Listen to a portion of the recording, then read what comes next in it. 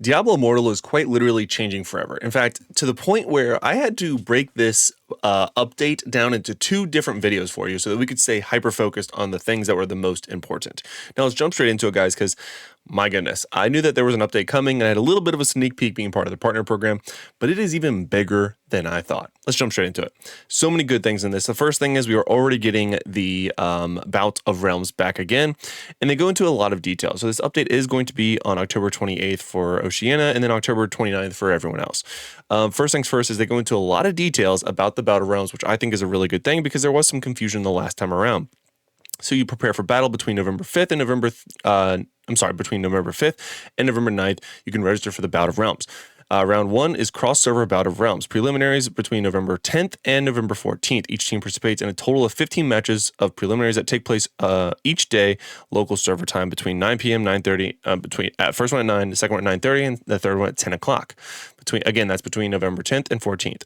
Moving on, the preliminary matches, a win gets you 3 points, a loss gets you 1 point, and 0 points for a forfeit. Ties are decided by the number of kills made during the matches. Participating in the preliminaries earns you a legendary item, gold, scrap, and dust. Once preliminaries have concluded, the top scoring teams will advance. Up to 64 teams will move forward to the finals, depending on server size. Elimination rounds. November 11th through the 21st, 64 teams across servers compete for the top 4 spots in the best of 3 elimination matches. Matches occur at 9 p.m. Eastern time, or 9 p.m. local time. Finals is going to be on November 22nd/23rd. The top teams will battle it out in the best of 5 format.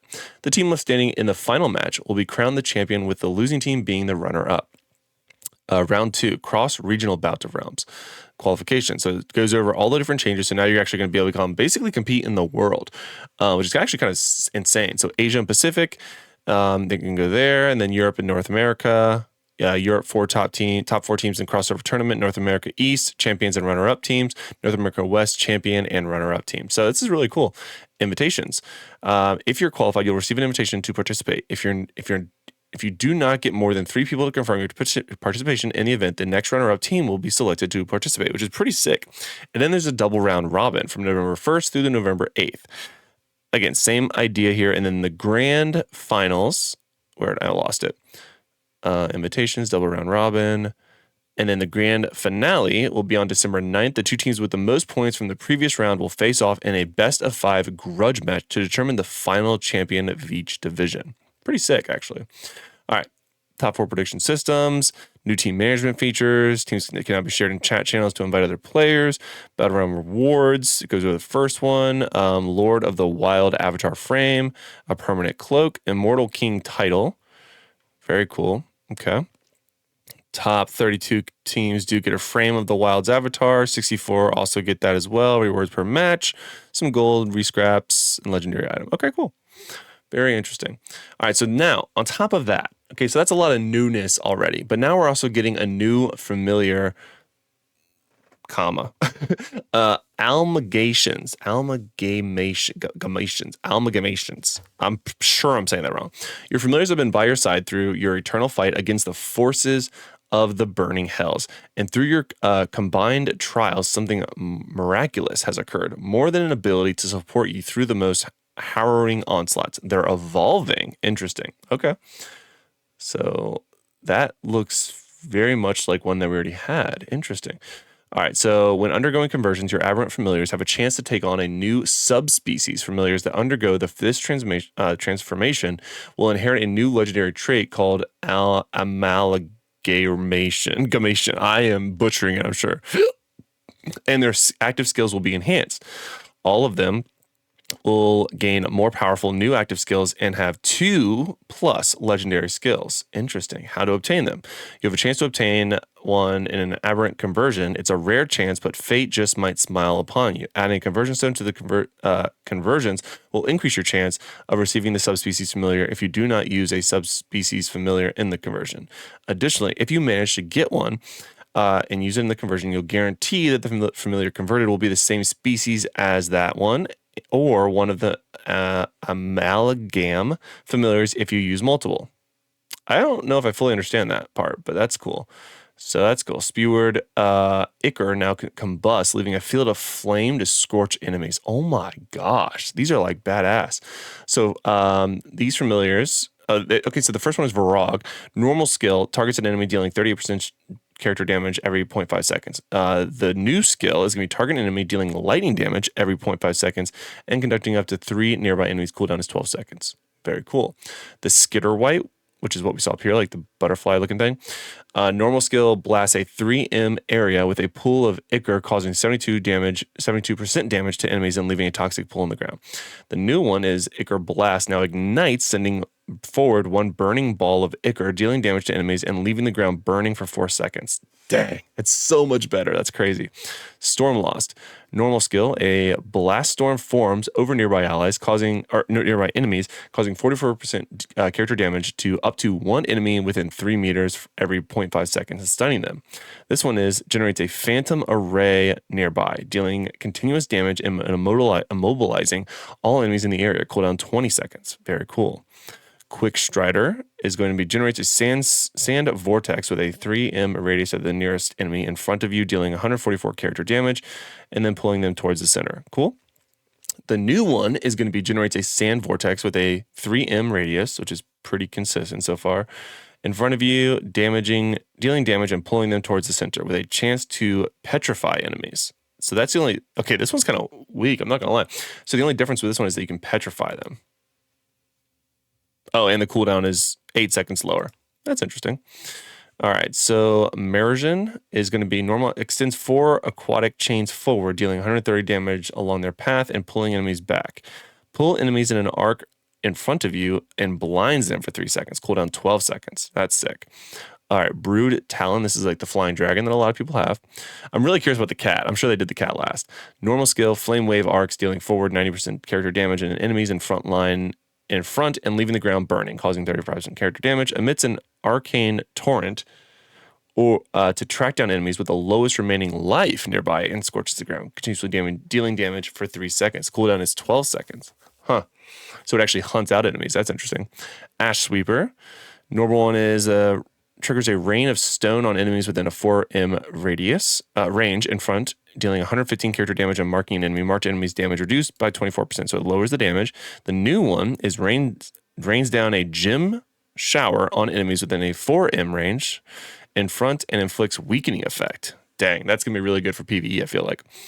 All right, Dusk Prowler. Dude, my mouse. This is the normal one. So receive a layer of Spirit Shroud. This is a cat. Shield of 240 character damage, negating the effect afflicted by a debuff and automatically retaliating, dealing 21% character damage. So this one is add a layer of ice shield that when attacked while the shield is up, deals damage to nearby enemies and chills them. Cooldown 20 seconds. Man, they really didn't want to make that one busted again, didn't they? I don't know which one I like the most. There's a lot of really good ones, actually. Dang. I feel like the two that I wasn't super excited about was probably the bottom two. Surprisingly, the cat, but the cat was just super good already, so that's probably why they did that. And then Ash Reaper, I wasn't too excited about. Interesting. All right, so this is another one of the Moonchild Ceremony endures. So this is just one of the events you play. You play the game, you get a lot of rewards. Or actually, this is just the one with all the mini events inside of it. So we got Conqueror, Fractured Plan, Wild Brawl, and that's it. Cool. All right, so now we have another Phantom Market. So this one's, wow. Is that a bride? Eternal Embrace Phantom Market. Bound by fate and devotion, the perfect pair remain eternally entwined, rising together even as their bodies return to death. The latest Phantom Market releases honors a love so profound not even death can divide it. Oh, that's kind of crazy. Dang. So it's like a bride. A bride and groom with like a little bit of blood. Very different for sure. So this is up from October 29th, which is the time of the release. This latest Phantom Market brings skeletal delights to dawn and haunt the ranks of the burning hells, which is, I guess, pretty on par for, that Tempest one looks clean, dude. That's sick, actually. All right, so this is going to be coming out the day of the update, which is awesome. All right, the new legendary items and balance changes. We're not going to cover this in this video. That's going to be in tomorrow's video because, again, I don't want this to go too much longer than it already has. So we are going to go back up to the top and skip those because there's actually even more that we need to cover. So the new legendary items and balance changes. Let's go down to the feature update. All right, featured update, legendary item blessings. So this one is, again, as somebody who has taken short breaks, especially recently with Diablo Immortal, this is fantastic. This allows you to focus on something very productive for an hour every day in game. Let's read. So, featured update, legendary item blessing. In an effort to make it easier to earn legendary items, you'll now have have a 1 hour daily blessing, which you'll be able to use to activate your item drops, essences, or items for other classes. You can activate or pause this blessing at will throughout the week using your hour precisely how you want. Oh, you only get an hour a week? Once activated, this blessing affects all legendary item drops from monsters. Items that drop from chests, limited time events, or other non-combatant rewards are not affected. Okay? Non-combat rewards, excuse me. There are 3 blessings you can select. Rarity blessings grants a higher chance to drop high-tier legendary items. Okay? Essence blessing, increased chance to drop items with legendary fixes that you don't currently have. As a content creator that is always looking to bring you different builds, this is fantastic. Class blessing, chance to drop legendary items for other classes, helping you gain items to prepare for a future class swap.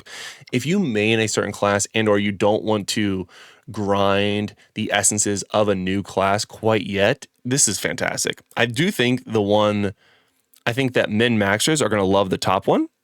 I think people that like to change classes a lot are going to love the middle one. And then people that change classes occasionally are going to like the bottom one. But either way, this is pretty sick. But it is confusing. So in an effort to make it easier to earn legendary items, you'll now have a 1 hour daily blessing, which you'll be able to use to activate the following. Okay, blah, blah. You can activate or pause this blessing at will throughout the week, using your hour precisely how you want. Is it daily or is it 1 hour weekly? Let me know in the comments what you guys think. It's honestly not very clear to me which one, based off that, is different. This blessing affects all legendary item drops from monsters, which makes sense. All right, Battleground updates. Introducing boundary protection. To prevent players from using certain skills to escape the map or enter enemy spawn areas, we've added a new boundary protection system. If you enter an enemy spawn area or move into an out-of-bounds zone, you'll be pulled back to the nearest location and lose 55% of your health. If you cross into the zone, one of these zones twice, you'll die and respawn at your base. Post-match survey. Oh, no. Okay. All right, to better understand what your feelings are on Battlegrounds, we've included a post-match survey for Battlegrounds. You'll be able to rate how the match went, which will help for future improvements toward balancing and matchmaking. I like the idea, but damn, they're going to be inundated with some responses. Blessed Rain changes. If you use a server transfer while a Blessed Rain is active, you'll need to wait until the next Blessed Rain to earn progress towards the new cloak, the Shadow Cloak. I'm assuming it's the other cloak, though.